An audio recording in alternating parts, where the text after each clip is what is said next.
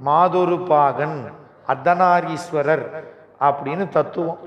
அது நம்ம என்ன சொல்றோம், பாதி பெண் உருவம் பாதி ஆண் உருவம் அப்படின்னு நமக்கு கிடைச்ச உருவத்தை வச்சு நம்ம அறிவுல சொல்றதெல்லாம் பாவம். பெருமானுடைய உருவம் நம்ம போல தசையும் எலும்பும் தாதும் சேர்ந்த உருவம் கிடையாது. அவனுடைய திருமேனி என்பது திருவருளே அவன் திருமேனியாக தாங்கி வருகிறானே தவிர நம்மை போல தசை எலும்பு நரம்பு தாதுக்கள் சேர்ந்த உடம்பு அவனது இல்லை. அதை புரிஞ்சுக்கணும். அதை புரிஞ்சுக்கிட்டா மட்டும்தான் அவன் திருமேனியை பார்க்கறப்ப உள்ளத்துல கசிவு வரும். நம்மளை மாதிரி பார்த்தோம்னா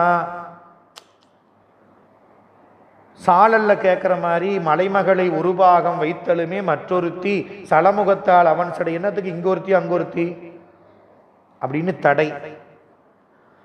இது அவன் கருணைன்னு தெரிஞ்சாதானே கேட்க மாட்டான். முருகப்பெருமானை பார்க்கறப்பெல்லாம் முருகன்லாம் 2 பொண்டாட்டி கட்டிருக்கிறாரு அப்படின்னு தான் கேட்பான். எனக்கு தெரியாது அந்த திருமேனி என்பது. இப்ப நம்மளை போல வாழ்றவனா திருமேனி வச்சிருக்கான் இறைவன் இல்லைங்க. பாதி மாதுனா என்ன அர்த்தம்னா, இறைவன் 8 குணத்துல 1 பேரருள் உடைமை. அந்த பேரருள் உடைமை அருளை உமையம்மையாக குறிப்பது நம்முடைய சமயம். அந்த அருளை உடையவன் தான் பாதி மாதொரு பாகன் அப்படின்னு அர்த்தம். மாதொரு பாகம் மூர்த்தம் எதுக்கு இறைவன் நமக்கு வழங்கி இருக்கிறான், அந்த கோலத்தை காட்டுகிறான்னா, இறைவனும் அருளும் என்னைக்கும் பிரிக்க முடியாது. இறைவன் அருள் அப்படிங்கிறது என்னைக்கும் பிரிக்க முடியாது என்பதை நமக்கு உணர்த்துவதற்கு தான். இறைவனுக்கு தனி என்ற ஒரு உருவம் கிடையாது.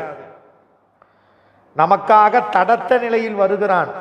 நமக்காக அவன் காட்டக்கூடிய உருவம் எல்லாம் அருள். இத கீர்த்தி திருகவல்ல மணிவாசகர் எதுக்காக வந்தான் இறைவன், எந்தெந்த ஊருக்கு எதுக்கு வந்தான்னு பாடுறார்.